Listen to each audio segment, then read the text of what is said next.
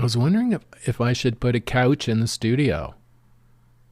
I mean, this sounds like not much of a decision to you, but to me, it's a major, major decision. So I went online and I started looking at artist studios to see how many artists had couches in their studios. And I found one site, there's like 300 artist pictures of like 300 artist studios and of different, sculptors, painters, whatever, new media people, photographers are there even. And I started scrolling through this site, and my God, I got lost in just looking at pictures of other artists' spaces, where they create their art. I saw a few couches, but I'm still undecided. Anyway, this episode is about artist studios and how to think about them, I guess, or how to think about yours maybe a bit differently. If you're about to make one, if you have one now, or if you want to change it in some way. This is a show about jewelry, why we wear it, why it matters, how it's made, and what it means. I'm Alex D, and I turn cannabis into gold. I make mind-blowing jewelry in gold, silver, and platinum from cannabis plants here in Canada for stage, screen, for people who want to rock crazy jewelry. I'm the Cannabis Goldsmith.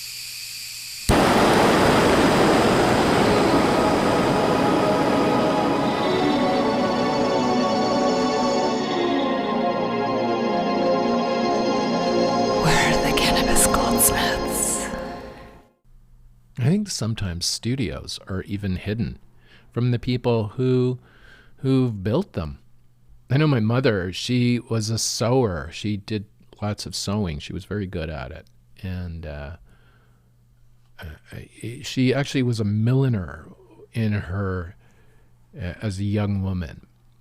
And that whole trade was kind of dying off. And so there was no future in that, but she had the skills. And I guess when she met my dad, my mom, I remember her telling me, when we got our first apartment, I wanted an apartment with a spare room. I remember this clearly, a spare room. She wanted an extra room in the apartment. To her, I guess she considered this symbolized wealth. They didn't really have much when they started out. This was before I was born, but my mom wanted an apartment with a spare room, and not to store stuff like today. If people today, if they want more room, it's usually to put stuff in. But in her case, they didn't have anything, but she wanted a spare room, and a sewing machine went into it. And I think that was her studio. I've just had a realization about this.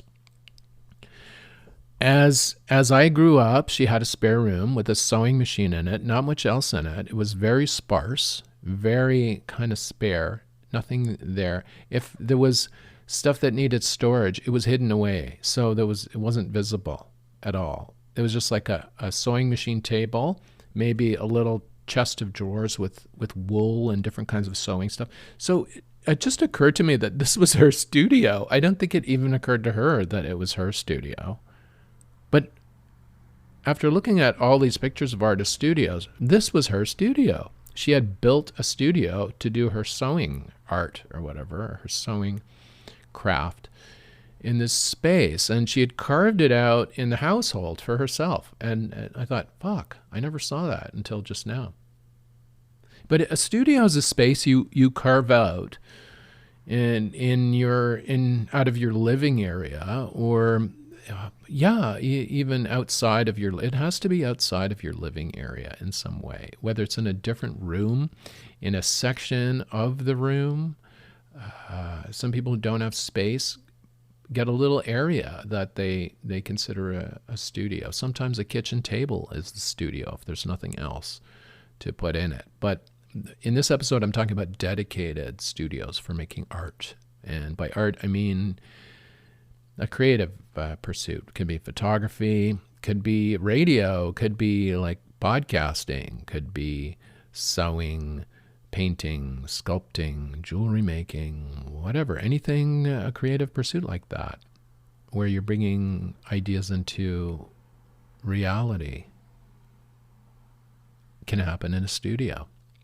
So I was looking at this page of all these different studios, and I guess what occurs to me is if you look at just the studios, you don't look at the names of who owns them, or you don't know who they are. I don't know a lot of artists. I'm not an art historian, or even, I don't know anything about paintings or sculptures. I'm still learning. I'm trying to learn more about it. But I'm just looking at these different types of art studios, and some are neat and tidy. Some are just really messy.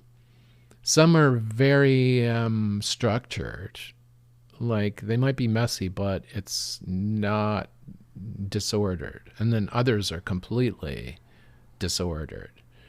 There's one photo of a studio that just strikes me. I can't find it anymore, but I've seen, if you do a search for artists, famous artist studios, you'll see Francis Bacon's studio, and there's pictures of it that it just looks like, I'll describe it to you. If you went into a city like New York or Toronto or London, and you got to skip one of these, a dumpster. If you got a dumpster, full dumpster, and you tipped it upside down in an alleyway, so all the garbage like fell out into the alleyway, and then you cleared a little space out of the middle and put an easel and a chair there, this was Francis Bacon's studio. This is his studio. I mean, you have to see a picture of it to see what I'm talking about. But the picture that I remember seeing was sort of a cockpit view, where, if you've seen photos of a pilot, an airline pilot, he's sitting in the pilot's chair, and there's all these like dials all around him, within arm's reach, but all around, like everywhere. But the focus is, I guess, in the in front, directly in front of him, that steering wheel or whatever. And this is Francis Bacon's studio. It's like configured. So this trash, there's like a trash kind of disorder completely surrounding him within arm's reach. And yet there's the easel directly in front of him, like the steering wheel, right? It's just a crazy picture. And I can't find that picture anymore. But the photos you see now online are shot from behind the easel, so you don't you have the painting's view of the room, I guess, or the person walking into it and going, what the fuck? Like, how does anybody do anything on this thing? Like, anyway, that's his studio. That's the one that strikes me. Then there are other ones that I like the sculpture. The sculptors studios best, because there's lots of objects in them. Like, there's not just paint, right? There's different things of different shapes and sizes. I know I talked about sculpture gardens in the episode last week about making a garden or a library of objects of different sizes and stuff. But I mean, that's what I look at these sculptor studios. When I was a young man, I was a photographer, and I still am, but it was more the direction in my life. And I had visions of having a high ceiling studio with these big warehouse windows facing north, because that was the light that was supposedly the best for studio work. And, downtown at some urban center with like 14-foot ceilings where you could unroll big sheets of this background paper and like put models on it, and they'd photograph them standing up. Like, this is what I thought I wanted as a photographer, right? As a studio. But it turns out my studio was actually raves and after hours parties and stuff in the city, like at 3 a.m, in rooms filled with like 10,000 people dancing. It turned out that was my studio. And I had I guess it was unpredictable, but that's how I wound up in those spaces. So I considered those my studios. But I had to build another studio to produce the magazine that I ended up publishing. So that was basically a computer on a desk, and that was it for my studio for the magazine when I was like just starting that out. So the studio is something that it's like an area you can configure to support your art ideas and design ideas. And it can change. And sometimes it can all kludge together.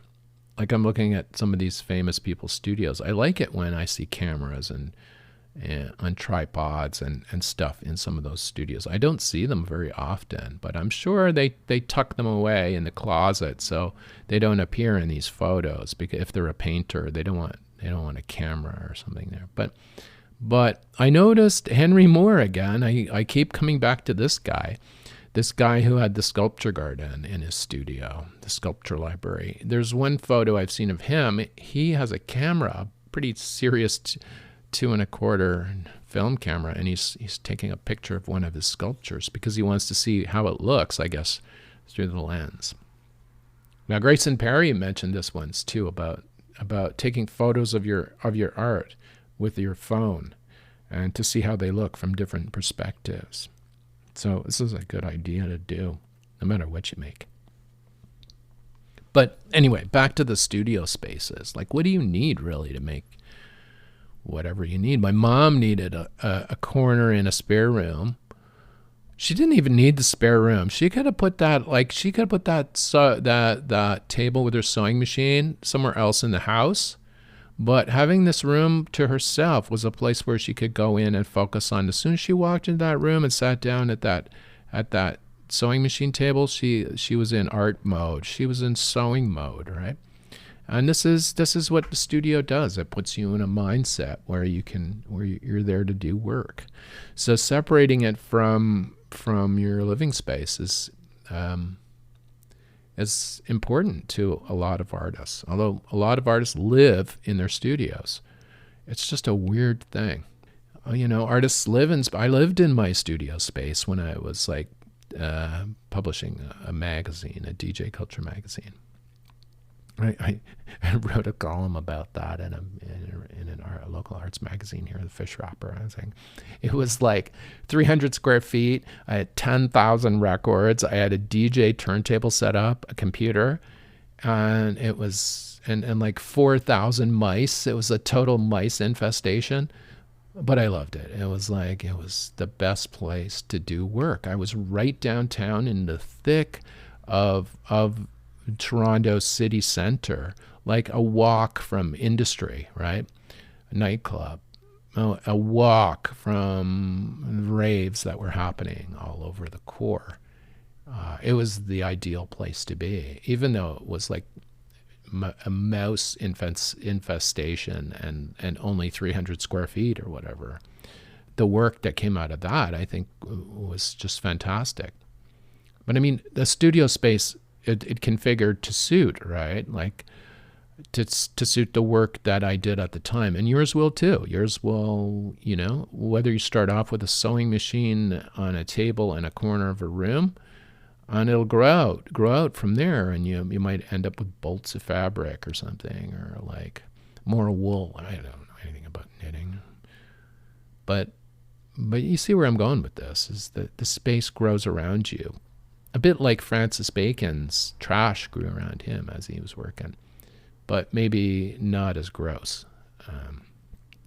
I was looking at Georgia O'Keeffe, pictures of her studio. Like, she lived in a desert area where it was sparse and I mean, almost graphic, right? Like almost like there not a lot. It didn't seem like a lot of detail in anything in her surroundings. A desert, right, with mountains, some cactus or whatever.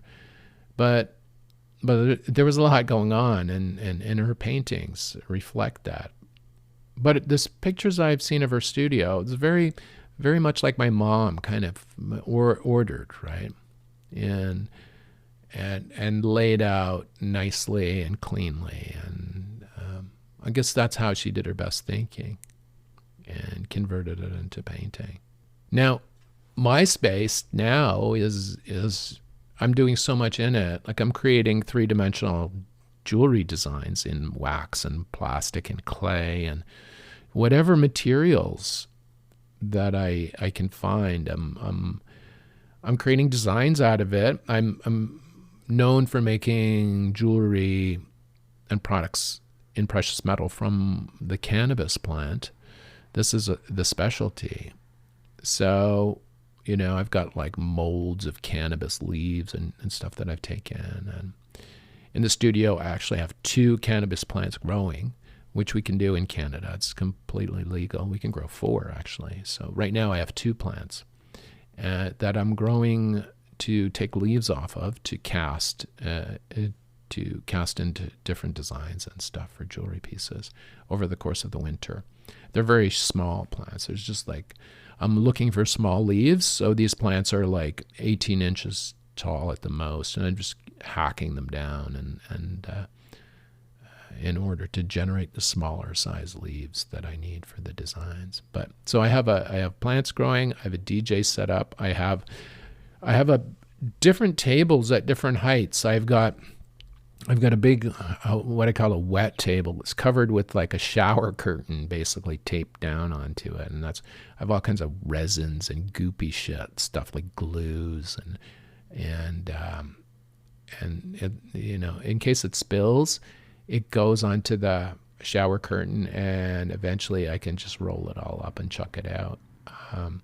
So kind of a wet area. And then I have another area that's taller so that I can stand up at it. I'm in a lot of pain most times because of osteoarthritis. But when I'm doing work, I have to move around all the time. Otherwise I get painful. So I'm like continuously having to if I'm sitting down, after a while I have to stand up and work. And if I stand up for a while, then I have to sit down and work. So I've created a stand-up area where I can kind of, like a stand-up desk area, workbench area, where I can stand up and do designs because it's more comfortable. So create your studio space with an eye on comfort, whether it's sitting in one place for a whole bunch of time or moving in the space and sitting in different parts of it for whole bunches of time. I also have a jeweler's bench where I work in some metal. I don't do a lot of metal work here, a little bit, just like on occasional pieces I will work in the metal. But this studio here is primarily in the working in other materials to make the master models that we convert into gold and silver in Toronto. Now, Ed, my friend and master goldsmith in Toronto, his studio, he's well organized. Like he has on the walls of his studio, everything is ordered, and all his pliers are in a row. Everything is all like it's precise and thought out, right? And he has an area where he mounts the wax models that I make into casting flasks for the precious metal, and that's in a well-lit area, so he can see exactly what he's working really small, like with other people's stuff, right? So he wants to be able to carefully do it carefully. So his studio is all about like care and precision with respect to precious metal, and this is what you want when you're looking for somebody who's doing casting, right? You want that. You don't want to walk in and see Francis Bacon's studio, right? When you're looking to get gold or platinum work done. So that's another kind of studio. A studio, like sometimes artists who do really dark shit, like Geiger, the guy who did all the Alien movie designs of the monster and that. He does this just really dark, like black and whitey stuff. And I looked at his studio, and it's really quite bright and open. I'm thinking, gee, and clean, like I'm thinking, wow. Maybe it's the heritage from the country he's from. I don't know. Maybe it's more buttoned down or whatever. But the art coming out of that was like seriously scary shit. Studios are cool. I mean, studios, I always wanted one, and now that I have one, I'm like, I want to put a couch in it, and I want to change it. So I'm back to me again, thinking about, should I put a couch in my studio? I was thinking about that, looking at all these guys with their, and women artists with their studios. I mean, if I put a couch in it, will it change the vibe? I don't have any relaxation stuff in my studio. I have a couch in my living room on the grounds, right, in my house. But I don't have in my studio space, I don't have a kind of sit down and relax thing. Because I guess I don't want to do that when I'm in the space. I want to make it into a work area. And it's important. If you're a DJ, you want a DJ booth. That's your studio. You want the tools of the trade, your decks, easy access. You want records or at easy access. If you spin vinyl, that's your studio. If you're a music producer, if you want to record vocals, you want to, unlike me, you want to find an area that doesn't have a lot of ambient noise, right? All these considerations. Every studio is different, and what the art you make, it relates to how you construct your studio. And your studio will change as you change over time, like as mine did, from being a photographer to now making three-dimensional objects that are cast in precious metal. Like, it'll change. If you're just starting out, you haven't even decided what kind of art you want to make, perhaps create a little area where you can experiment with doing what you want to create, whether it's drawing or writing your book or whatever, but create a little space for it and call it your studio. That's how you start building a studio. Just create a little area, a little space away in your household, away from everything else, just for your art, right? And don't encourage other people to use that space because it's your space. Tell them actually to stay away from it because it's your studio. And this is where you need this, right? For your creative output and your creative potential. You need this to get your ideas.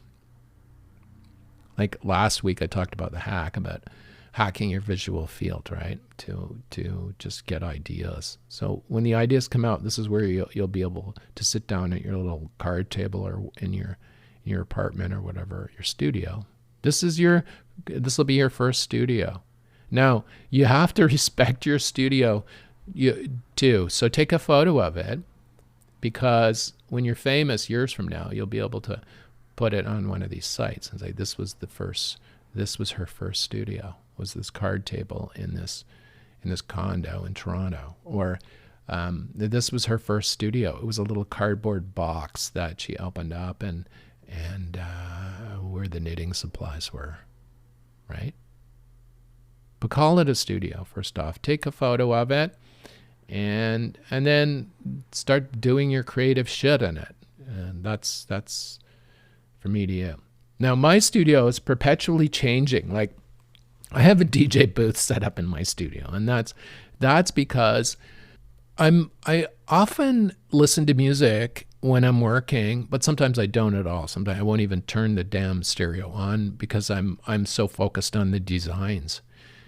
But often I'll turn on music in my studio, and I'll DJ in my studio when nobody's there, of course, but me. And I'll dance around my studio. I'll put on some jungle tracks or something really great, or some great house music, or disco, even like some great disco records like, God, Relight My Fire by Dan Hartman. Holy shit. I'll be dancing around for whatever the 10 minutes the song is. By the end of that, like, okay, I've burnt off a lot of stress, and I get back at the bench and I start doing design work, coming up with ideas. But that's just me. You can use a radio. You can like just something to turn on. You can put music on your phone and let it play or whatever. It doesn't have to be complicated. It doesn't have to be a DJ setup, but maybe you need some music in there too. Or you can listen to podcasts. You can listen to me talking to you as you're arranging your studio the way you like it to produce the art you want. So build a studio. That's my mission to you. If you don't have one yet, you should build a studio. And whether it's a cardboard box that says studio in marker on the outside where your supplies are for now, that you open up and convert the kitchen table into your pottery or whatever creation space, or your painting area. But no, you need something more permanent than that. You need to carve out a little area of your living space to make your art and make it. Okay? I'm telling you. And once you've done that, believe me, you'll start realizing stuff about your art. It'll start coming out, whether it's writing or whatever. This is your writing area. I think a lot of this has to do with ritual, you know? It might have to do with ritual. Like I know with me, when I go into my studio space and I turn on the lights and I say hello to the plants, I talk to them. I say, how you doing? What's going on? And I turn on all the lights and walk up to the stand-up bench and I see what's on the counter, and then I start working and doing stuff. Or I go in with a purpose, like, okay, I'm going to try doing this. And I wind up with something else entirely at the end of it. But that's the process. Now, I keep adding stuff to the studio, tools and stuff. A lot of it I don't use, but it's nice to have when you need it. Like I have an industrial laser, so I can hallmark my pieces. Like if I had to send that out to get done, this would be a week delay or 2 weeks delay.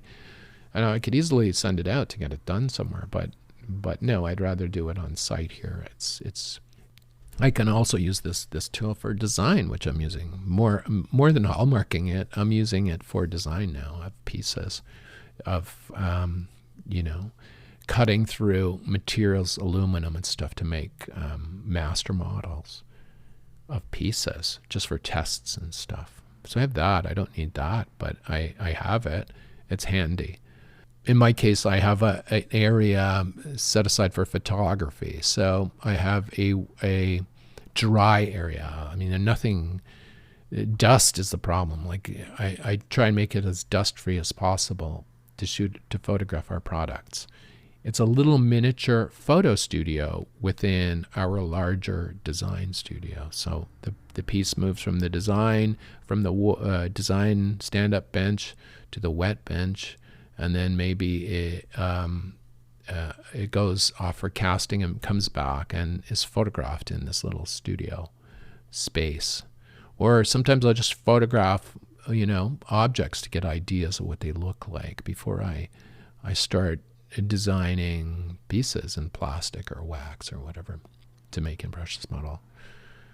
But artist studios are different, and they're meant to be different. And just do search online.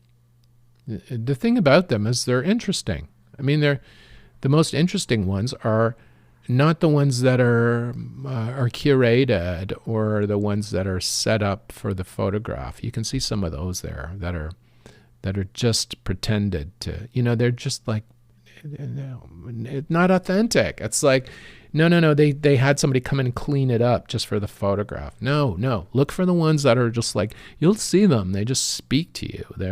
These are artists in their space, in their space, especially if the artist is in the space, they're covered in paint or whatever, or marble dust, or you get the feeling that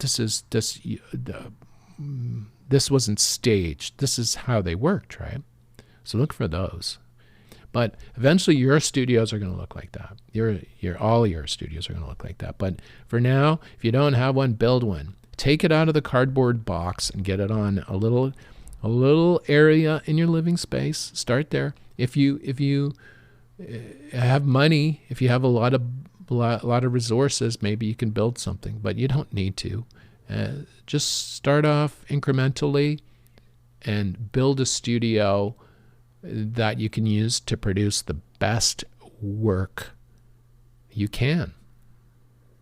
And it'll evolve to follow your designs and your art. Trust me on this. Anyway, that's it for me, the Cannabis Goldsmith. What am I working on this week? Oh, God. I'm working on a couple of pitches. Like I pitch people, and as a custom jewelry designer, I pitch people. I send them cold emails, and I send them cold letters, right? And saying, okay, here's this idea. Consider this, please. This is a pretty good idea. What do you think? And so I try and engage people in my product designs and ideas, and some go for it, some don't, and that's the way. That's, artists have to do outreach and marketing too. So that's what I do. Anyway, I sent a couple of pitches off this week. One of them is it would be amazing if it happens. I think it would be a win-win for everybody, but we'll see. We'll wait and see what happens. Now, art-wise, what am I doing? I'm working on these pitches. I've got a single piece I'm working on. It's a really high-end piece that sort of it's a very Canadiana kind of piece that I'm working on as a pitch for someone. It's going to be expensive to make, and it's going to be an expensive piece, but I'm wondering, it's a pitch too, so it's kind of interwoven. Now, I'm not going to give away too much here, but we'll see. If the pitch doesn't work, I won't have to make it, and that will save some money. And if the pitch works, then I'll have to make it, and but I know how to make it because I've designed it already, and it'll be wicked. So that'll be an adventure. So it's a win-win situation, I guess. Subscribe to this podcast wherever you get your podcasts. If you know any artists or struggling artists or people who you think are artists but they haven't realized it yet, refer them to this podcast, and maybe they will become the famous artists they've always meant to be. I'll see you next week on the Cannabis Goldsmith. The Cannabis Goldsmith is produced by Tribe Communications, Inc. in the Thousand Islands area of Ontario, Canada. You can see what we do at tribe.ca. Send us an email, alexd@cannabisgoldsmith.com. Thanks for listening, and we'll see you next week on the Cannabis Goldsmith.